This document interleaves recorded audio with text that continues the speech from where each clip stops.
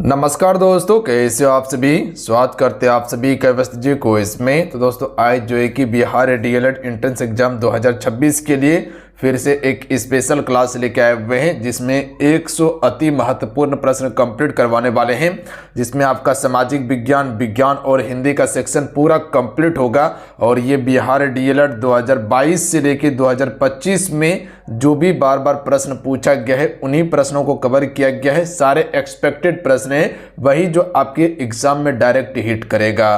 तो आप सभी इन प्रश्नों को बिल्कुल ध्यान से देखिएगा और जो आसपास से एक्स्ट्रा चीजें बताएंगे ना उसे भी कवर करते चलिएगा, क्योंकि आयोग आसपास से प्रश्न पूछता है। ध्यान दीजिएगा आप सभी, बात समझे। तो प्रॉपर शुरू से अंत तक क्लास को कवर कीजिएगा। तो चलिए शुरू करते हैं। सभी एक बार सेशन को दिल से लाइक करके शेयर जरूर कर दीजिएगा आप सभी। तो चलिए शुरू करते हैं। आइए आज का फर्स्ट क्वेश्चन देखिएगा आप सभी कि निम्नलिखित में से कौन सा वन्य जीव के लिए खतरा नहीं है। देखिए इसी प्रकार का प्रश्न आपका ज्यादातर अभी के समय में पूछा जाता है, तो ये काफी इंपॉर्टेंट प्रश्न है, ध्यान दीजिएगा आप सभी। तो इसका राइट आंसर क्या हो जाएगा। देखिए वनों की कटाई ये वन्य जीव के लिए खतरा है, प्रदूषण भी खतरा है, जबकि संरक्षण का प्रयास ये खतरा नहीं है। याद रखिएगा आप सभी, ये तो यहाँ संरक्षित करने की बात किया गया। अगर किसी भी पेड़ पौधे को संरक्षित करते, जंगल को करते हैं, तो ये आपका क्या होगा, संरक्षण का प्रयास हो जाएगा, यानी कि उसके लिए आप अच्छा काम कर रहे हैं, तो ये खतरा नहीं होगा। जबकि अवैध शिकार करना यह भी खतरा आपका हो सकता है। तो ऑप्शन नंबर सी इसका बिल्कुल करेक्ट आंसर होगा। और संरक्षण के लिए क्या क्या करते हैं, जैसे कि राष्ट्रीय उद्यान बनाते हैं, वन्यजीव अभयारण्य बनाते हैं, आपका प्रोजेक्ट टाइगर हम सभी बनाते हैं। तो ये सभी संरक्षण का प्रयास करते हैं हम सभी जीव जंतु को संरक्षित करने के लिए। क्योंकि आप सभी को पता है कि सिलेबस में ये भी मेंशन किया गया है कि जितने भी भारत का पड़ोसी देश है ना, वहां से प्रश्न आपका पूछा जाएगा, तो काफी इंपॉर्टेंट है। तो इसका राइट आंसर ऑप्शन में सी हो जाएगा। लगभग 70% भूटान के क्षेत्रफल का वन आच्छादित है। याद रखिएगा आप सभी। भूटान की राजधानी कहाँ पे, थिम्पू भूटान की राजधानी है।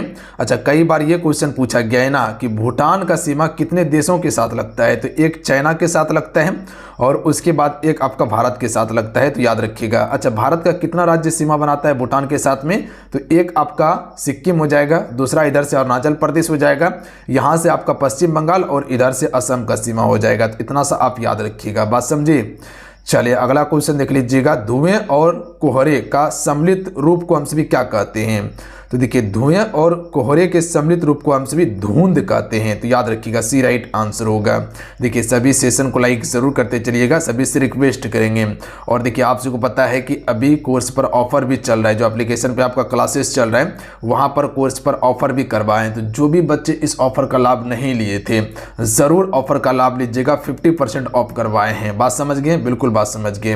एप्लीकेशन का लिंक डिस्क्रिप्शन में दिया हुआ है, तो वहां से जाके आप सभी ऐप को डाउनलोड कर लीजिएगा और उसके बाद फिर आप सभी ज्वाइन कर लीजिएगा आप सभी। पाक जलडुमरी मध्य भारत और डैश के बीच स्थित है। देखिए पाक जलडुमरी मध्य की बात किया जाए तो ये आपका श्रीलंका और भारत के बीच में है। याद रखिएगा, ऐसा नहीं कि पाक लिखा हुआ है तो पाकिस्तान के बीच होगा, नहीं, गलत हो जाएगा सवाल। याद रखिएगा भारत और श्रीलंका के बीच में पाक जलडुमरी मध्य है, बात समझ गए, बिल्कुल। अच्छा, भारत किस देश के साथ सीमा सबसे ज्यादा साझा करता है, बांग्लादेश के साथ में, बात समझ गए।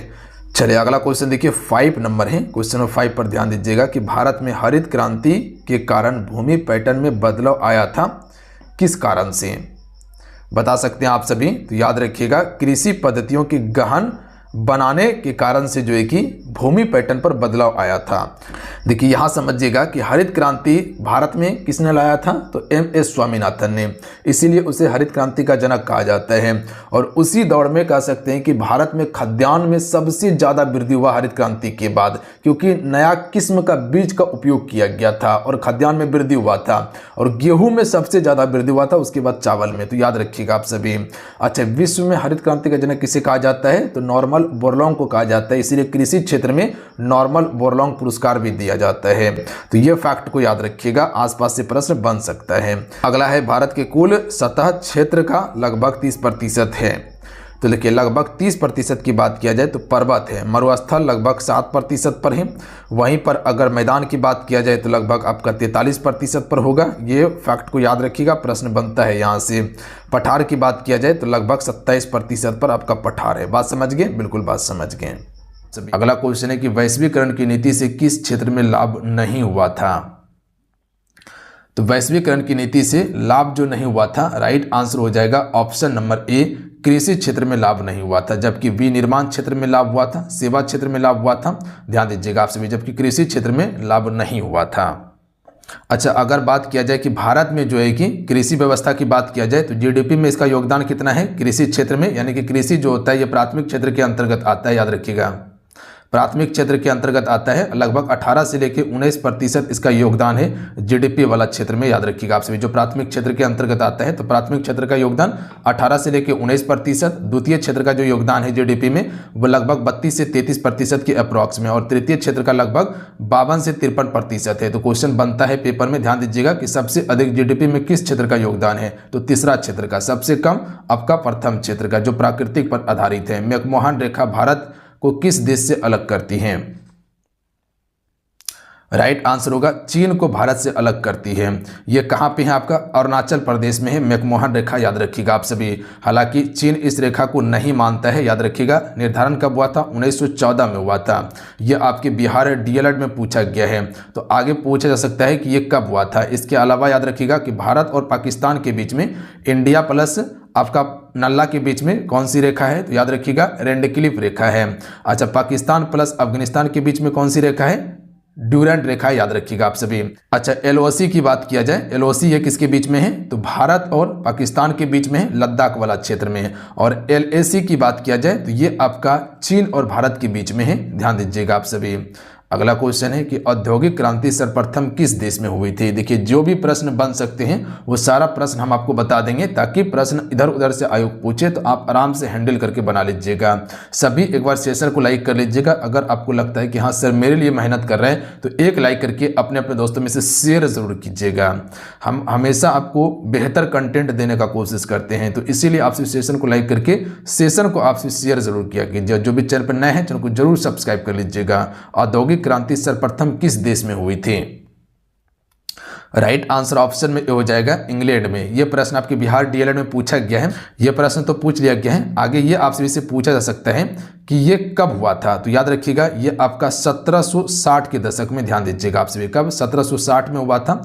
और किस क्षेत्र में इसका विकास हुआ था, तो याद रखिएगा सूती वस्त्र उद्योग क्षेत्र में। इसमें मशीनरीकरण का उपयोग करना शुरू हो चुका था, तो राइट आंसर ऑप्शन में ए होगा। चलिए अगला क्वेश्चन देखिए, 10 नंबर है आपका कि भारत का राष्ट्रीय पक्षी क्या है। तो सभी को पता होगा कि भारत का राष्ट्रीय पक्षी मयूर है, याद रखिएगा, जिसे हम सभी मोर कहते हैं, याद रखिएगा। अच्छा, भारत का राष्ट्रीय जलीय जीव क्या है, डॉल्फिन। कौन डॉल्फिन, गंगा डॉल्फिन, याद रखिएगा आप सभी। भारत का राष्ट्रीय पशु क्या है, बाघ है, याद रखेंगे आप सभी। चीजें क्लियर हैं। अच्छा, मयूर का कभी कभी जो है कि वैज्ञानिक नाम पूछा जाता है, तो क्या होता है, पाबो क्रिस्टेटस इसका वैज्ञानिक नाम है। क्या है, पाबो क्रिस्टेटस वैज्ञानिक नाम है। और 1963 में ही मयूर को राष्ट्रीय पक्षी घोषित किया गया था भारत का। अगला क्वेश्चन पर ध्यान दीजिएगा कि भारतीय संविधान की कौन सी धारा के अंतर्गत आदिवासियों को कमजोर वर्ग का स्थान दिया गया है, तो ये आपका अनुच्छेद 342 के तहत दिया गया है। अच्छा, अनुच्छेद 341 किससे संबंधित है, तो याद रखिएगा अनुसूचित जातियों से संबंधित है। और अनुच्छेद 342 को किससे संबंधित है, तो सामाजिक और शैक्षणिक पिछड़ा वर्ग से संबंधित है। सामाजिक शैक्षणिक पिछड़ा वर्ग से संबंधित है, याद रखिएगा आप सभी। और अनुच्छेद 343 के बारे में याद रखिएगा कि ये संघ की राजभाषा से संबंधित है। अगला क्वेश्चन देख लीजिएगा कि लोकतंत्र के विकास के तीसरे चरण में किस विचार को मान्यता मिली है, तो लोकतंत्र के तीसरे चरण में जो ये किसको मिला है, राजनीतिक समानता के साथ आर्थिक समानता को मिला है। तो option number D right answer होगा, याद रखिएगा आप सभी। किसको मिला है, राजनीतिक समानता के साथ आर्थिक समानता को। अगला क्वेश्चन देखिए, गुप्त संधि की नीति किसने अपनाई थी। देखिए, गुप्त संधि जो हुआ था ये बिस्मार्क और रूस के बीच में हुआ था, याद रखिएगा, बिस्मार्क और रूस के बीच में हुआ था। तो ऑप्शन नंबर इसका बी करेक्ट आंसर होगा। और ये संधि कब हुआ था, तो ये डेट को याद रखिएगा, डेट पूछा जा सकता है, 1887 में हुआ था, याद रखिएगा। अच्छा, जर्मनी का एकीकरण किसने किया था, बिस्मार्क ने ही जर्मनी का एकीकरण किया था। और बिस्मार्क को सबसे अधिक डर किससे लग रहा था, फ्रांस से भय था। तो क्वेश्चन पूछा जाता है कि बिस्मार्क को सबसे अधिक भय किससे था, फ्रांस से। अगला क्वेश्चन है कि इनमें से किस देश को सामाजिक विभेद के कारण विखंडन का सामना करना पड़ा था, तो राइट आंसर ऑप्शन में सी हो जाएगा, यूगोस्लाविया को करना पड़ा था। ऑप्शन में सी करेक्ट आंसर होगा। एग्जैक्ट प्रश्न को याद रखिएगा आप सभी। अगला क्वेश्चन देखिए, विश्व के जल भृतों में डैश से थोड़ा कम मीठे पानी को भूजल के रूप में संग्रहित किया गया है। सिंपल भाषा में समझिएगा कि पूरे विश्व में मीठे पानी की जल की बात किया जाए तो मात्र में 2.4 या 5% के अप्रॉक्स में है, तो इसको हम 3% के अप्रॉक्स में मान सकते हैं। तो ऑप्शन में सी की तरफ यहाँ जाया जा सकता था। अगला क्वेश्चन देख लीजिएगा, माउंट एवरेस्ट की ऊंचाई कितनी है? यह प्रश्न आपके बिहार डीएलएड 2022 में पूछा गया था प्रश्न। तो आयोग अप्रॉक्स में 3% लिया है, पर याद रखिएगा मात्र में 2.4% पर ही जल है जो मीठे पानी है जिसे हम सिर्फ पी सकते हैं। माउंट एवरेस्ट की ऊंचाई कितनी है? तो सभी को पता होगा कि 8,848 मीटर, किसी किसी बुक में 8,850 मीटर भी आपको देखने के लिए मिल जाएगा, याद रखिएगा। देखिए माउंट एवरेस्ट को हम सभी माउंट एवरेस्ट ही कहते हैं और ये किसके नाम पर पड़ा था? भारत का एक महासर्वेक्षक था, उसका नाम था सर जॉर्ज एवरेस्ट, इसी के नाम पर एवरेस्ट पड़ा था और ये भारत का था।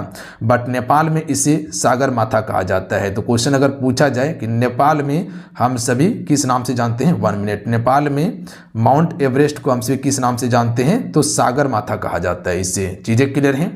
अगला क्वेश्चन है कि इसमें से किसको विकसित होने में लगभग 1 वर्ष लगता है? चावल, गन्ना, मक्का, बाजरा। तो याद रखिएगा गन्ना को विकसित होने में लगभग 1 साल का समय लगता है। अगर आपसे इसे पूछा जाए कि गन्ना के लिए तापमान कितना होना चाहिए, तो 20 डिग्री सेल्सियस से लेकर 27 डिग्री सेल्सियस के बीच में इसको तापमान चाहिए। अगर वहीं वर्षा की बात किया जाए तो 100 से लेके 200 सेमी इसको वर्षा चाहिए। याद रखिएगा कितना? 200 सेमी तक वर्षा चाहिए। चीजें क्लियर हैं। अगला क्वेश्चन देख लीजिएगा, गन्ना का सबसे अधिक उत्पादन कौन सा राज्य करता है? पता है आप सभी को? बिल्कुल कह सकते उत्तर प्रदेश ही करता है। यहाँ पर क्वेश्चन को समझिएगा आप सभी, यहाँ पर टाइपिंग मिस्टेक है। यहाँ जनसंख्या भारत में पूछा गया कि भारत में सबसे यहाँ अधिक नहीं सबसे कम जनसंख्या बताइए। अधिक तो राजस्थान में है, सबसे कम यहाँ पर हो जाएगा, जो ऑप्शन के हिसाब से देखा जाए तो सिक्किम हो जाएगा। जनसंख्या घनत्व सबसे अधिक कहाँ पे है? बिहार में है। सबसे कम जनसंख्या घनत्व कहाँ पे है? अरुणाचल प्रदेश में, याद रखिएगा। गोवा में प्रति व्यक्ति आय सबसे अधिक है, याद रखिएगा आप सभी। काजीरंगा राष्ट्रीय उद्यान और मानस राष्ट्रीय उद्यान असम में ही है। अगला है, अमेरिका स्वतंत्रता संग्राम की सबसे महत्वपूर्ण उपलब्धि क्या थी? तो right answer option number D हो जाएगा। गणतंत्रात्मक व्यवस्था का पहला प्रयोग जो हुआ था ये अमेरिका में ही हुआ था। अगला है कि इनमें से कौन सा एक राजनीतिक अधिकार है? तो देखिए राजनीतिक अधिकार जो हो जाएगा ऑप्शन नंबर ए, चुनाव लड़ने का अधिकार आपका राजनीतिक अधिकार है, याद रखिएगा आप सभी। अगला क्वेश्चन देखिए, क्वेश्चन नंबर 21 है कि यूकेरियोटिक कोशिकाओं से प्रोकैरियोटिक कोशिकाओं का सबसे प्रमुख अंतर क्या है? एक यूकेरियोटिक कोशिका होता है, एक प्रोकैरियोटिक कोशिका होता है। जैसे कि आप सभी यहाँ देखिएगा, ये क्या है? कोशिका का स्ट्रक्चर है। इसमें आपका एक न्यूक्लियस होता है जिसे हम सभी केंद्रक कहते हैं और इसे कोशिका का दिमाग कहा जाता है या नियंत्रक केंद्र कहा जाता है इसको। इसी में आपका माइटोकॉन्ड्रिया होता है जिसे पावर हाउस कहते हैं, जो एटीपी के रूप में ऊर्जा संग्रहित करके रखता है, आवश्यकता पड़ने पर रिलीज कर देता है, इसीलिए इसे ऊर्जा गृह भी कहते हैं। इसी में आपका लाइसोसोम पाया जाता है जिसे आत्महत्या की थैली कहा जाता है। अगर कोशिका का कोई भाग काम नहीं कर रहा है तो वो उसको नष्ट कर देता है या खुद ही फट जाता है। इसी में आपका अंतःपरद्रव्यीय जालिका पाया जाता है। एक चिकनी होता है, एक खुरदरी होता है। जो खुरदरी होता है उस पर राइबोसोम पाया जाता है जो प्रोटीन का संश्लेषण करता है, याद रखिएगा आप सभी। तो इसका राइट आंसर ऑप्शन में डी हो जाएगा कि डीएनए के चारों ओर नाभिकीय आवरण का अभाव और झिल्ली से संबंधित जीवों की अनुपस्थिति होता है। इसी कारण से यूकेरियोटिक कोशिका और प्रोकैरियोटिक कोशिका में अंतर होता है। देखिए यूकेरियोटिक कोशिका में क्या होता है, कोशिका के चारों ओर एक झिल्ली पाई जाती है, जबकि प्रोकैरियोटिक कोशिका में कोशिका के चारों ओर झिल्ली नहीं होती है। तो कोशिका के चारों ओर झिल्ली किसमें पाई जाती है? यूकेरियोटिक कोशिका में, ना कि प्रोकैरियोटिक कोशिका में। यहीं से एक फैक्ट याद रखिएगा जो क्वेश्चन पूछा जाता है कि यूकेरियोटिक कोशिकाएं एक कोशिकीय तथा बहुकोशिकीय दोनों होता है। यूकेरियोटिक एक कोशिकीय और बहुकोशिकीय दोनों होता है, जबकि प्रोकैरियोटिक जो होता है ये एक कोशिकीय ही होता है सिर्फ, याद रखिएगा आप सभी। ये दोनों फैक्ट को क्वेश्चन पूछा जा सकता है। अगला है, दाढ़ी बनाने में किस दर्पण का उपयोग करते हैं? तो देखिए दाढ़ी बनाने में हम सभी अवतल दर्पण का उपयोग करते हैं। गाड़ी के हेडलाइट में जो आगे वाला जो बल्ब होता है वहां पर आपका अवतल दर्पण ही लगा रहता है, जबकि ड्राइवर के पास जो साइड मिरर आता है उसमें उत्तल दर्पण होता है। देखिए अवतल दर्पण क्या करता है, जो छोटा चीज है उसको बड़ा करके दिखाता है, याद रखिएगा। इसीलिए देखिएगा डॉक्टर भी यूज जो करता है वो अवतल दर्पण वाला टॉर्च का यूज करता है। वहीं पर आपका उत्तल दर्पण जो होता है ये बड़ा चीज़ को छोटा करके दिखाता है, इसीलिए देखिएगा जो आपका कार जो होता है, कार के साइड में आपका उत्तल दर्पण लगा रहता है ताकि दूर का चीज़ें जो बड़ा बड़ा है वो छोटा होकर एक जगह हमको दिखाई दे। निम्न में से कौन सा संबंध सत्य होगा? तो इसमें संबंध सत्य की बात किया गया है, तो राइट आंसर क्या हो जाएगा? सबसे पहले ये आपको पता होना चाहिए कि v बराबर क्या होता है। आप सभी को पता है कि v समानुपाती I होता है, तो यहाँ पर v बराबर हो जाएगा I बटा R हो जाएगा। यहाँ पर v क्या है? विभवांतर है, I क्या है? विद्युत धारा है, और R क्या है? चालक का प्रतिरोध हो जाएगा। तो इसका सूत्र सही ऑप्शन नंबर सी वाला होगा, याद रखिएगा आप सभी। अगला क्वेश्चन देख लीजिएगा कि निम्न में से कौन सी प्रजाति भारत की मधुमक्खी की प्रजाति नहीं है, या भारतीय मधुमक्खी की प्रजाति की बात किया गया है। तो एपिस मेलिफेरा जो है ये भारत की मधुमक्खी प्रजाति नहीं है, जबकि ये सभी आपका भारत की मधुमक्खी की प्रजाति है। अगला क्वेश्चन है कि सबसे प्रचुर मात्रा में कोशिकीय सूक्ष्म जीव हैं। तो देखिए सबसे प्रचुर मात्रा में जो आपका सूक्ष्म जीव जो पाया जाता है वो बैक्टीरिया पाया जाता है, याद रखिएगा आप सभी, जिससे हम सभी क्या कहते हैं? जीवाणु कहते हैं। बात समझे आप सभी। तो हैजा जो होता है ये जीवाणु के कारण हो जाता है, टाइफाइड भी जीवाणु के कारण होता है। अगला है कि मानव अस्तित्व को बनाए रखने के लिए सबसे महत्वपूर्ण हवा कौन सी है? तो देखिए मानव को क्या चाहिए? ऑक्सीजन चाहिए ना, बिल्कुल। तो option number C right answer हो जाएगा। मानव के शरीर में सबसे अधिक मात्रा में क्या है? ऑक्सीजन है, याद रखिएगा आप सभी। अगर यही क्वेश्चन पूछा जाए कि वायुमंडल में सबसे अधिक मात्रा में क्या है, तो नाइट्रोजन वायुमंडल में सबसे अधिक मात्रा में है 78%। वायुमंडल में ऑक्सीजन कितना है? तो ऑक्सीजन 21% के अप्रॉक्स में है। कार्बन डाइऑक्साइड 0.03%, याद रखिएगा आप सभी। जबकि मानव शरीर में बात किया जाए तो ऑक्सीजन सबसे अधिक मात्रा में है। अगला है लाइम जल है, लाइम जल है, तो इसका राइट आंसर हो जाएगा। लाइम जल को हम सभी चूना जल के नाम से जानते हैं। इसका सूत्र होता है CaOH हॉल 2 होता है, याद रखिएगा आप सभी। तो ऑप्शन नंबर इसका बी करेक्ट आंसर होगा। देखिए जब आपका चूना जो होता है CaO जो होता है ये आपका जल के साथ अभिक्रिया करता है, H2 के साथ अभिक्रिया करता है, तब ये आपका CaOH2 का निर्माण करता है, यानी कि चूना जल का निर्माण करता है, याद रखिएगा। ऑप्शन में बी करेक्ट आंसर होगा। अगला है बड़ी जी का मान लगभग होता है। देखिए छोटी जी का मान 9.8 होता है, याद रखिएगा आप सभी। जबकि बड़ी जी का मान की बात किया जाए तो ऑप्शन में एक करेक्ट आंसर होगा, 3 नहीं होगा, ध्यान दीजिएगा। 6.67 इंटू 10⁻11 न्यूटन मीटर स्क्वायर प्रति केजी स्क्वायर होता है, याद रखिएगा। ऑप्शन में ए राइट आंसर होगा। एग्जैक्ट मान याद रखिएगा, क्वेश्चन पूछा जाता है ये बड़ी जी का मान है और ये आपका छोटी जी का मान है। अगला क्वेश्चन देखिए, क्लोरोप्लास्ट थाइलाकोइडस किस रूप में होते हैं? तो ये आपका आपस में जुड़ी एक थैली के रूप में होते हैं, याद रखिएगा आप सभी। आपस में जुड़ी एक थैली के रूप में होते हैं, और ये प्रश्न बिहार डीएलएड में 2022 में पूछा गया था। अगला क्वेश्चन देखिए, कैथोड किरणें होती हैं। तो देखिए कैथोड किरणें की अगर बात किया जाए तो राइट आंसर ऑप्शन में से हो जाएगा, ये ऋण आवेशित होती है कैथोड किरणें। जबकि अगर एनोड किरणें की बात किया जाए ना तो वह आपका धन आवेशित होता है एनोड किरणें, याद रखिएगा। अगर क्वेश्चन पूछा जाए कि एनोड किरणें जो होता है वो किस प्रकार का होता है? धन आवेशित होता है, याद रखिएगा आप सभी। बात समझे। अगला क्वेश्चन देख लीजिएगा, चाल समय ग्राफ के ढाल से प्राप्त होता है। ये प्रश्न आपका 2022 में भी पूछा गया था, 2023 में भी पूछा गया और 2024 में भी ये प्रश्न पूछा गया है।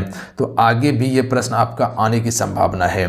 तो त्वरण से किया जाता है, ऑप्शन में डी राइट आंसर होगा, ध्यान दीजिएगा आप सभी। बात समझिए। अगला क्वेश्चन देख लीजिएगा कि 6V बैटरी से गुजरने वाली हर एक कूलाम आवेश को कितनी ऊर्जा दी जाती है? देखिए इसको बनाने के लिए सबसे पहले आपको हम बताते हैं कि देखिए यहाँ पर आप सभी से ऊर्जा पूछा गया है ना, तो W बराबर हो जाएगा V इंटू हो जाएगा आपका कूलाम हो जाएगा, याद रखिएगा आप सभी। बात समझे। तो यहाँ पर देखिएगा V का मान कितना दिया हुआ है? 6 दिया हुआ है। कूलाम कुछ नहीं तो x मान लेते हैं या 1 मान लेते हैं, ध्यान दीजिएगा। तो 6 गुना 1 करेंगे तो क्या होगा? 1 ही होगा। तो 6 जूल यहाँ करेक्ट आंसर होगा। बात समझ गए। 1 कूलाम यहाँ पर दिया हुआ है जी, 1 कूलाम दिया हुआ है, यहाँ पे 1 कूलाम दिया हुआ है, तो कुछ मानने का आवश्यकता ही नहीं था। 6 गुना 1 करते आपका 6 जूल हो जाता। अगला क्वेश्चन देख लीजिएगा कि तरल में प्रभावित, अगला है कि तरल में प्रभाव का गुण अद्वितीय होता है, तो तरल में प्रभाव के संबंध में कौन सा कथन सत्य होगा? तो तरल में प्रभाव के बारे में यहाँ सत्य कथन बताना है। तो राइट आंसर ऑप्शन नंबर इसका डी करेक्ट आंसर होगा। याद रखिएगा कि द्रव और गैस तरल की तरह व्यवहार करता है। जो द्रव होता है और गैस होता है ना, ये तरल की तरह व्यवहार करता है। जैसे कि गैस जो होता है, आप सभी देखिएगा जो लिक्विड गैस होता है वो भी तरल की तरह व्यवहार करता है, हालांकि उड़ाने के बाद उड़ने लगता है, और द्रव भी आपका तरल की तरह ही व्यवहार करता है। तो ऑप्शन में डी राइट आंसर होगा। चिपको आंदोलन का नेतृत्व सर्वप्रथम किसने किया था? देखिए, चिपको आंदोलन का नेतृत्व सुंदरलाल बहुगुणा ने किया था, और ये वृक्ष को बचाने से संबंधित आंदोलन था। तो ऑप्शन में ए राइट आंसर होगा। विश्व पर्यावरण दिवस कब मनाया जाता है? मोस्ट इंपॉर्टेंट VVI प्रश्न है, ये प्रश्न हर एग्जाम में पूछ ही लिया जाता है। 5 जून इसका बिल्कुल करेक्ट आंसर होगा। एग्जैक्ट डाटा को याद रखिएगा। पोलियो उत्पन्न करने वाला जीवाणु कौन सा है? देखिए, पोलियो उत्पन्न करने वाला जीवाणु है सिंगल स्टैंडर्ड RNA वायरस, याद रखिएगा। सिंगल स्टैंडर्ड RNA वायरस इसका बिल्कुल करेक्ट आंसर होगा, ऑप्शन नंबर ए। और ये ज़्यादातर शिकार जो होता है 0 से लेकर 5 वर्ष तक के जो बच्चे होते हैं ना, उसमें ज़्यादातर इससे आपका कह सकते हैं प्रभावित होता है। बात समझे, पोलियो से। तो इसीलिए देखिएगा बच्चे में पोलियो का टीका लगाया जाता है ना। अगला क्वेश्चन है कि निम्नलिखित में से कौन से धातुओं को गहने बनाने में प्रयोग किया जाता है? तो देखिए, गहने बनाने में प्रयोग हम सिर्फ सोना का भी प्रयोग करते हैं। सोना सबसे तन्य धातु होता है, इसको जितना पतला कर सकते हैं। चांदी का भी प्रयोग होता है और प्लेटिनियम का भी प्रयोग होता है। तो ऑप्शन नंबर डी हो जाएगा। प्लेटिनियम को हम सिर्फ व्हाइट सोना के नाम से जानते हैं, याद रखिएगा, या व्हाइट हीरा भी इसे कहा जाता है। अगला क्वेश्चन देख लीजिएगा। प्लेटिनियम क्या होता है? एकदम व्हाइट होता है। निम्नलिखित में से कौन F2 पीढ़ी में संकर रूपी एक संकरी संकरण के अनुपात में है? तो देखिए, F2 की यहाँ पर बात किया जाए ना, F2 पीढ़ी में जो होता है, तो ध्यान से सुनिएगा, F2 पीढ़ी में फेनोटाइप का आपका मोनोहाइब्रिड का अनुपात होता है, याद रखिएगा। फेनोटाइप मोनोहाइब्रिड का अनुपात 3:1 में होता है। और वहीं पर आपका जेनोटाइप की बात किया जाए तो उसमें जेनोटाइप में 1:2:1 में होता है। तो इसका यहाँ पर ऑप्शन में बी हो जाएगा, F2 में 3:1 में होगा। अगला क्वेश्चन देखिएगा, हिंदी से प्रश्न है कि निम्नलिखित में से कौन सा एक वर्णिक छंद के बारे में बताना है। यहाँ पर देखिएगा दिया हुआ है कि आए प्रजाधीप निकेतन पास उधो पूरा प्रसार करती करुणा जहाँ थी। तो इसमें कौन सा आपका वर्णिक छंद होगा? तो राइट आंसर होगा इसमें वंश तालिका वर्णिक छंद होगा, याद रखिएगा आप सभी। कौन सा हो जाएगा? वंश तालिका वर्णिक छंद होगा इसमें। और वंश तालिका की बात किया जाए ना, तो इसके प्रत्येक चरण में 14 वर्ण होते हैं, याद रखिएगा आप सभी। कितने वर्ण होते हैं वंश तालिका में? प्रत्येक चरण में 14 वर्ण होते हैं। इसमें आपका तगन, भगन, जगन, जगन और अंत में 2 गुरु वर्ण होता है, किसमें? वंश तालिका में होता है। अगला है अमृत का पर्यायवाची है। तो अमृत का पर्यायवाची अमी होता है, याद रखिएगा आप सभी। क्या होता है?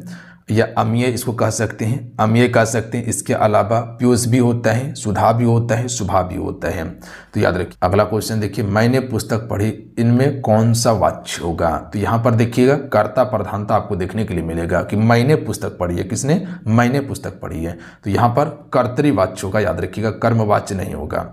अगला क्वेश्चन देखिए, ना खुदा ही मिला ना विशाले सनम, ना इधर के रहे ना उधर के रहे, इस पंक्ति में कौन सा अलंकार है? तो यहाँ पर देखिएगा विरोध प्रकट किया जा रहा है। ना खुदा ही मिला ना विशाले सनम, ना इधर का रहा ना उधर का रहा, इसमें कौन सा अलंकार हो जाएगा? तो इसमें आपका विरोधाभास अलंकार होगा। आपको बताएं कि जहां विरोध प्रकट किया जाए तो वहां विरोधाभास अलंकार ही होता है। अगला है, अब तो सूर्य भी सिर पर आ गया, इस वाक्य में शब्द शक्ति क्या होगा? तो यहाँ पर देखिएगा व्यंग कसा जा रहा है कि अब तो सूर्य कहाँ आ गया है? सिर पर आ गया है। तो क्या किया जा रहा है? व्यंग कसा जा रहा है। और जहां पर व्यंग कसा जाए वहां पर आपका व्यंजना शब्द शक्ति होता है, याद रखिएगा आप सभी। कौन सा होता है? व्यंजना शब्द शक्ति होता है। अगला क्वेश्चन देखिए, प्रस्तुत पंक्ति में आपको अलंकार बताना है। उदित उदयाचल, मंच पर रघुबर बालपन, विकसे संत साजे सब हर्षे लोचन मृग, इसमें कौन सा अलंकार होगा? तो एग्जैक्ट को याद रखिएगा, इसमें आपका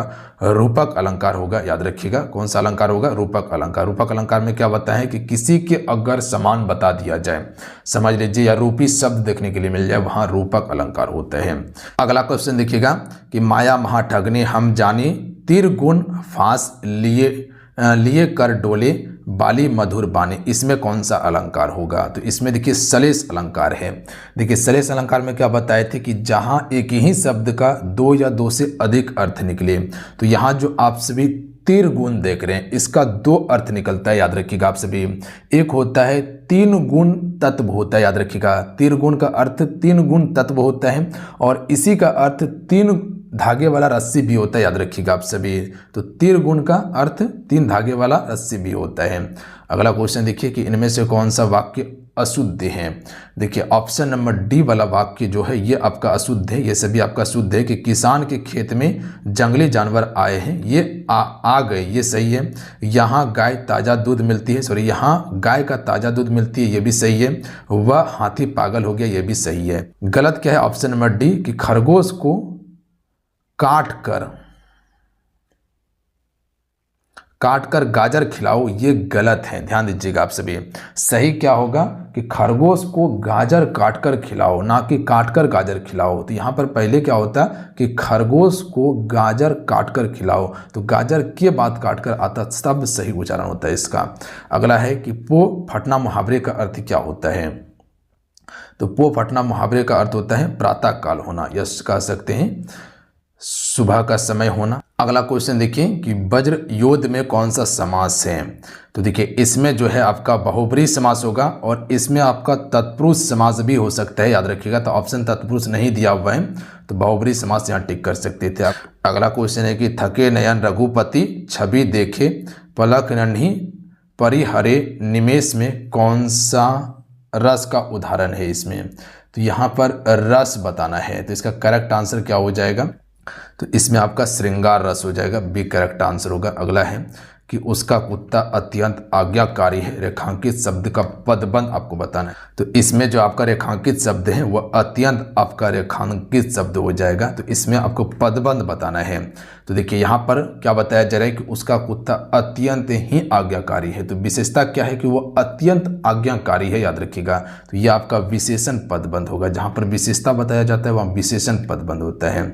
पक्षी उड़ रहे हैं किस काल का उदाहरण है। तो पक्षी अभी उड़ ही रहे हैं, तो ये आपका वर्तमान काल हो जाएगा, याद रखिएगा। पक्षी उड़ेगा भविष्य काल का होगा, पक्षी उड़ा था भूतकाल हो जाएगा। अगला क्वेश्चन है कि नित्य हो नहाता क्षीर सिंधु में कलांधर है सुंदर तवानन, इसको कीजिएगा आप सभी, यहाँ पर टाइपिंग मिस्टेक है। तवानन की क्षमता की इच्छा से, इसमें कौन सा अलंकार होगा। तो इसमें आपका उत्प्रेक्षा अलंकार होगा, याद रखिएगा आप सभी। अगला क्वेश्चन पर ध्यान दीजिएगा कि सुषम सेतु पर खड़ी थी बीत गया दिन, आहा, इसमें कौन सा अलंकार होगा। तो इसमें आपका रूपक अलंकार होगा, ध्यान दीजिएगा आप सभी। अगला क्वेश्चन देखिए स्वर संधि का उदाहरण कौन सा है। तो स्वर संधि का उदाहरण इसमें हो जाएगा रत्नाकर, जो है ये स्वर संधि का उदाहरण है। अगला क्वेश्चन है कि किस अलंकार में एक ही शब्द के अनेक अर्थों का बोध कराता है। तो देखिए यमक अलंकार में एक ही शब्द के अलग अर्थ होते हैं, जैसे कह सकते कनक, कनक का अर्थ सोना भी होता है धतूरा भी होता है, तो वहाँ यमक अलंकार होता है। छंद के कितने अंग होते हैं। तो छंद के कुल 9 अंग होते हैं, याद रखिएगा आप सभी। आइए अगला क्वेश्चन देख लीजिएगा कि समासिक शब्दों के संबंध को स्पष्ट करना क्या कहलाता है। तो समासिक शब्दों के संबंध को स्पष्ट करना समास विग्रह ही इसे कहा जाता है। क्या कहा जाता है, समास विग्रह। अगला क्वेश्चन देखिए प्रत्येक का संधि विच्छेद क्या होगा। देखिए प्रत्येक का संधि विच्छेद होता है आपका प्रति प्लस एक होता है, याद रखिएगा। प्रति एक उपसर्ग शब्द है, तो प्रति प्लस एक इसका बिल्कुल क्लियर है। अगला है चीनी उत्पादन में अग्रणी राज्य हैं। देखिए जितने भी मेरे साथ में जुड़े हुए हैं आप इस वीडियो को लाइक जरूर कर दीजिएगा। इस साइड में देखिए आपको नीचे लाइक बटन दिखाई देता होगा, उसे दबा लीजिएगा आप सभी। तोड़ दीजिए फोड़ दीजिए कोई दिक्कत नहीं है, बट लाइक आप सभी जरूर कर दीजिएगा। और उसके बाद यहीं पर आपको नीचे में इस साइड में सब्सक्राइब का बटन दिखाई देगा, उसको ज़रूर दबा लीजिएगा। दबाने के बाद एक घंटी आएगा बनकर, उसका ऑल नोटिफिकेशन को ऑन कर लीजिएगा, उस पर क्लिक करके सबसे ऊपर वाला, ताकि जब भी क्लास हो नोटिफिकेशन आपको मिल जाए क्लास का। कम से कम बात समझे आप सभी। तो चीनी उत्पादन में अग्रणी राज्य उत्तर प्रदेश, याद रखिएगा आप सभी। आलू का उत्पादन उत्तर प्रदेश सबसे अधिक करता है। उसके बाद जो है कि दूध का उत्पादन उत्तर प्रदेश सबसे अधिक करता है, याद रखिएगा आप सभी, याद रहेगा आप सभी को। अगला है स्टाम्प एक्ट किस वर्ष पारित किया गया था। यह भी प्रश्न आपकी बिहार डीएलएड में प्रश्न पूछा गया है। तो 1765 इसका बिल्कुल करेक्ट आंसर होगा। 1765 में पारित हुआ था। और भारत में एक स्टाम्प एक्ट लागू जो हुआ था वो 1899 में हुआ था, तो ये ध्यान दीजिएगा आप सभी। अगला है संविधान के किस भाग में मौलिक कर्तव्य के बारे में जिक्र किया गया है। देखिए मौलिक कर्तव्य जो है सबसे पहले ये समझिए लिया गया है रूस के संविधान से। मौलिक कर्तव्य कितना है? कुल 11 मौलिक कर्तव्य अभी आपके पास में। पहले कितना था? 10 मौलिक कर्तव्य था, ध्यान दीजिएगा। और भाग 4 का जो है ये मौलिक कर्तव्य के बारे में बताता है। 51 का मौलिक कर्तव्य के बारे में जानकारी देता है हमें। मौलिक कर्तव्य को जोड़ा गया था 42वां संविधान संशोधन के द्वारा, जो 1976 में हुआ था। इसी में जोड़ा गया था मौलिक कर्तव्य को। बात समझे आप सभी? इतना फैक्ट आप जरूर याद रखिएगा। भाग 3 में क्या है? इसमें मौलिक अधिकार के बारे में चर्चा किया गया है। भाग 3 में याद रहेगा आप सभी को। मौलिक अधिकार की बात किया जाए ना, मौलिक अधिकार भाग 3 में। भाग 4 में क्या है? नीति निर्देशक तत्व है। तो याद रखिएगा आप सभी, जो राज्य का नीति निर्देशक तत्व है इसके बारे में चर्चा कहाँ पर मिलता है हमको? ये मिलता है संविधान के भाग 4 में। और भाग 5 में क्या है पता है आप सभी को? भाग 5 में केंद्र सरकार के बारे में बताता है। भाग 5 कौन से सरकार? केंद्र सरकार के बारे में बताता है, जो कि 52 से लेके आपका 151 तक है आपका केंद्र सरकार के बारे में। अगला है मानचित्र की दूरी को भूमि में क्या कहा जाता है? इसे अंश कहा जाता है। अगला प्रश्न देखिए, रंगभेद नीति के विरुद्ध आवाज उठाने वाले कौन थे? तो देखिए रंगभेद नीति के विरुद्ध जो आवाज उठाने वाले थे ये आपका मार्टिन लूथर किंग हो जाएगा। Option number C correct answer होगा। और ये रंगभेद नीति कहाँ लागू हुआ था? साउथ अफ्रीका में हुआ था। कहाँ पे? साउथ अफ्रीका में हुआ था। इसको जगह को याद रखिएगा आप सभी। और कौन संबंधित है? मार्टिन लूथर किंग है। अगला प्रश्न पर ध्यान दीजिएगा कि डैश का मानना था कि राज्य और समाज के स्थापित पारंपरिक संस्थाओं को सुरक्षित या संरक्षित किया जाना चाहिए। तो ये किसका मानना था? तो ये आपका कंजर्वेटिव का मानना था। ऑप्शन में ए राइट आंसर होगा। ध्यान दीजिएगा आप सभी। अगला क्वेश्चन देख लीजिएगा कि जून 1992 में पहले अंतर्राष्ट्रीय पृथ्वी शिखर सम्मेलन के लिए ब्राजील में डैश में 100 से अधिक राष्ट्रीय अध्यक्ष मिले। तो ये आपका रियो डी जेनेरियो में मिले थे, जो पृथ्वी शिखर सम्मेलन हुआ था 1992 में। तो यहाँ 100 से अधिक राष्ट्रीय अध्यक्ष मिले थे। तो ऑप्शन में एक करेक्ट आंसर होगा। अगला क्वेश्चन देखिए, यहाँ कुदेर मुख लिखा गया, इसको कुदेर मुख कीजिएगा। ये प्रश्न आपका 2 से 3 बार प्रश्न रिपीट कर दिया गया है। कुदेर मुख एक महत्वपूर्ण लो अयस्क खदान जो है ये आपका किस राज्य में है? तो ये आपका कर्नाटक में है कुदेर मुख। तो याद रखिएगा ऑप्शन में सी राइट आंसर होगा। अगला क्वेश्चन है कि इनमें से कौन विद्रोह में शामिल था? देखिए इनमें से जो विद्रोह में शामिल था वो आपका बुद्धो भगत। याद रखिएगा आप सभी, बुद्धो भगत जो है विद्रोह में शामिल था। और 1831 में छोटा नागपुर क्षेत्र में जनजातीय विद्रोह का नेतृत्व किया था बुद्धो भगत ने। कब? 1831 से 32 के बीच में। तो ध्यान दीजिएगा आप सभी। अगला प्रश्न देखिएगा, राष्ट्रीय पिछड़ा वर्ग आयोग यानी कि NCBC को संवैधानिक दर्जा कब मिला था? NCBC को संवैधानिक दर्जा जो मिला था ये कब मिला था? 2018 में दिया गया था। तो डेट याद रखिएगा कब? 2018 में दिया गया था। और 102वां संविधान संशोधन जो हुआ था, 102वां संविधान संशोधन, और इसी में इसको जो है कि दर्जा मिला था। और ये आपका अनुच्छेद 338B में इसको रखा गया है, अनुच्छेद 338B में।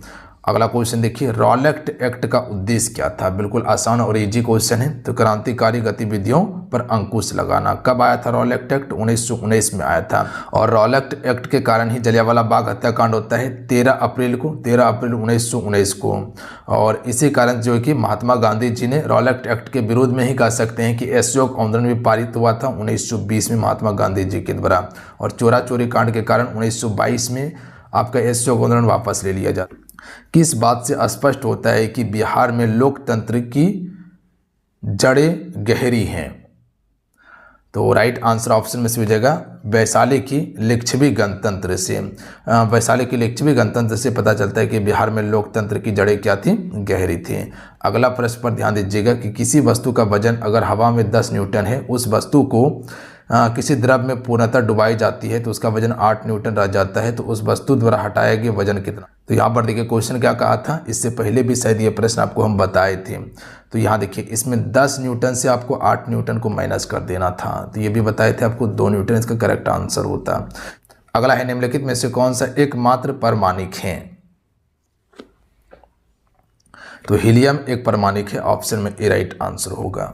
और हीलियम की परमाणुकता की बात किया जाए तो एक होती है, इसीलिए इसे हम सभी एकल परमाणुक अणु भी कहते हैं हीलियम को। और हीलियम हो गया, ऑर्गन हो गया, नियॉन हो गया, ये सभी आपका क्या है, निष्क्रिय गैस है। याद रखिएगा आप सभी, किस प्रकार का गैस है, निष्क्रिय गैस है। अगला है पृथ्वी पर गुरुत्वीय त्वरण का मान होता है।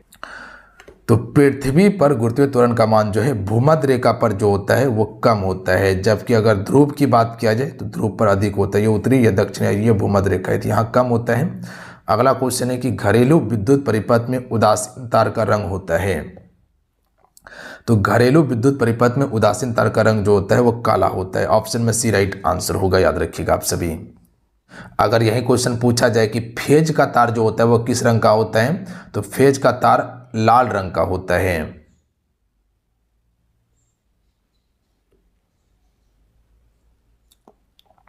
अगर वही अर्थिंग के बारे में क्वेश्चन पूछा जाए कि अर्थिंग का रंग जो होता है, अर्थिंग का जिसे ग्राउंड तार कहा जाता है, इसका रंग जो होता है वो हरा भी रह सकता है या पीला भी होता है, पीला भी होता है। तो याद रखिएगा आप सभी अर्थिंग का। अगला है इनमें से कौन सा लक्षण प्रभावी है। अगला क्वेश्चन है कि इनमें से कौन सा लक्षण प्रभावी है, तो फूलों का अक्षीय स्थिति इसका बिल्कुल राइट आंसर होगा, डायरेक्ट याद रखिएगा आप सभी। अगला प्रश्न देखिए, निम्नलिखित में से कौन सा यहाँ आपका टाइपिंग मिस्टेक है, इसको आप सभी कर लीजिएगा।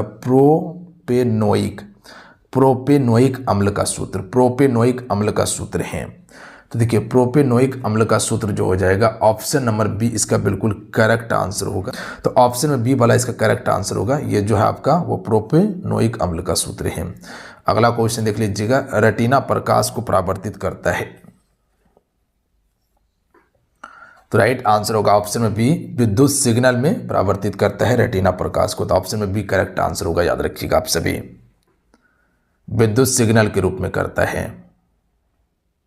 रेटिना जो होता है एक प्रकाश संवेदनशील परत होता है जो प्रकाश को विद्युत शक्ति में परिवर्तित कर देता है, और यह संकेत ऑप्टिकल नस के माध्यम से मस्तिष्क तक पहुंचाता है। कौन, रेटिना। अगला क्वेश्चन देख लीजिएगा, क्वेश्चन है निम्नलिखित में से किस द्रव का वाष्पीकरण दर सर्वाधिक है। देखिए वाष्पीकरण दर सबसे ज़्यादा जो है वो आपका पेट्रोल का बिल्कुल करेक्ट आंसर होगा, पेट्रोल सबसे ज़्यादा वाष्पित होता है। ऑप्शन में ए राइट आंसर होगा। अगला क्वेश्चन देख लीजिएगा, उन अंगों का नाम बताइए जो मनुष्य में उत्सर्जन प्रणाली को बनाते हैं। तो राइट आंसर ऑप्शन में डी हो जाएगा। दो विक्र हो गया, दो मूत्रवाहिनी हो गया, और मूत्राशय और मूत्रमार्ग, ये सभी जो है कि आपका मनुष्य में उत्सर्जन प्रणाली बनाते हैं। तो ऑप्शन नंबर डी बिल्कुल करेक्ट आंसर होगा, ये सभी। अगला है तत्व मैग्नीशियम सल्फर के साथ अभिक्रिया करके कौन सा बंध बनाता है। तो तत्व जो है मैग्नीशियम और सल्फर के साथ अभिक्रिया करके आपका आयनिक बंध बनाता है। ऑप्शन में ए राइट आंसर होगा। अच्छा, यहाँ मैग्नीशियम का जो आपका प्रतीक चिन्ह क्या है, Mg है, याद रखिएगा आप सभी। अगला क्वेश्चन है निम्नलिखित में से कौन से संयोजी टीका जो बच्चों को डिप्थीरिया, काली खांसी, टेटनस को सुरक्षा प्रदान करने के लिए करता है। तो राइट आंसर होगा DTP का टीका लगाया जाता है। ऑप्शन नंबर ए इसका करेक्ट आंसर होगा। और BCG का टीका नवजात शिशु को दिया जाता है। और आपका TAB टीका जो दिया जाता है यह टाइफाइड क्षेत्र में दिया जाता है, TAB का टीका। और HIV तो आपको पता है कि एड्स रोग से संबंधित है। अगला है निम्नलिखित में से कौन अनवनीकरणीय ऊर्जा स्रोत है।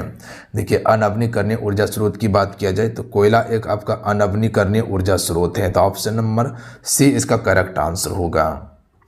अगला क्वेश्चन है कि निम्नलिखित में से कौन सा ऊतक भ्रूण के बाह्य त्वचा एकोडर्म से उत्पन्न होता है।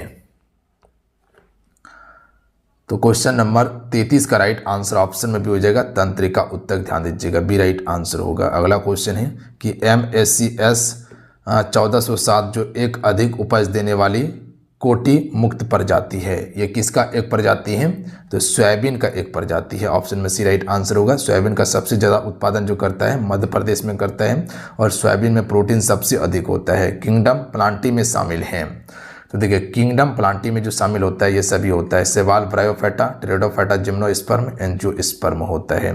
तो ऑप्शन में डी राइट आंसर होगा। अगला क्वेश्चन है कि पहाड़ी क्षेत्र में मृदा अपरदन रोकने के लिए किस विधि को अपनाया जाता है। तो राइट आंसर ऑप्शन में हो जाएगा शोषण कृषि विधि का उपयोग किया जाता है। अगला क्वेश्चन देख लीजिएगा कि विद्युत चुंबक बनाने के लिए पर्याय किस पदार्थ की छड़ का उपयोग होता है। तो देखिए विद्युत चुंबक बनाने के लिए जो हमसे उपयोग करते हैं वो नर्म लोहा का उपयोग करते हैं, ये भी याद रखिएगा, सी करेक्ट आंसर होगा। अगला है निम्नलिखित में से कौन सा त्वरण का मात्रक नहीं हो सकता। तो देखिए त्वरण का मात्रक जो नहीं हो सकता है, ऑप्शन नंबर इसका सी राइट आंसर होगा।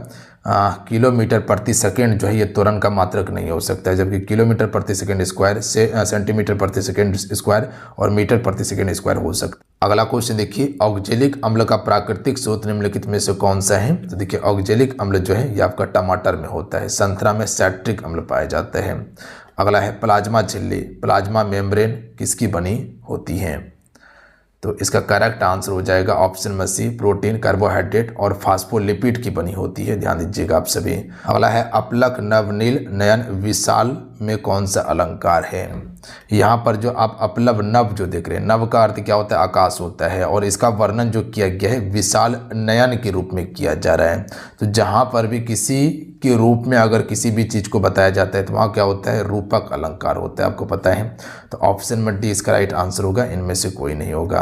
अगला क्वेश्चन है कि ग्रामगत में कौन सा समास है। तो देखिए ग्रामगत में तत्पुरुष समास है, याद रखिएगा। देखिए इसका जो समास विग्रह होगा ग्राम, ग्राम को गया होगा, ग्राम को गया, तो जो को कारक विभक्ति है ये तत्पुरुष समास का है। इसको डायरेक्ट एग्जैक्ट याद रखिएगा आप सभी, अन्यथा कन्फ्यूजन कर जाइएगा। वह पहले से बहुत तेज दौड़ता है, रेखांकित पदबंध कौन सा होगा। यहाँ पर रेखांकित पदबंध जो है बहुत तेज दौड़ना, इसमें कौन सा पदबंध होगा। तो इसमें आपका क्रिया विशेषण पदबंध होगा, क्योंकि यहाँ पर क्रिया किया जा रहा है कि वो बहुत तेज दौड़ रहा है, तो तेज दौड़ना क्या है, एक क्रिया है, तो याद रखिएगा क्रिया पदबंध होगा। अगला है जी चुराना मुहावरे का अर्थ क्या होता है, काम से भागना। ऑप्शन नंबर क्या हो जाएगा, सी राइट आंसर होगा, काम से भागना। अगला क्वेश्चन है कि इनमें से कौन सा वाक्य अशुद्ध है। अगला है कि इनमें से कौन सा वाक्य आपका एक अशुद्ध है।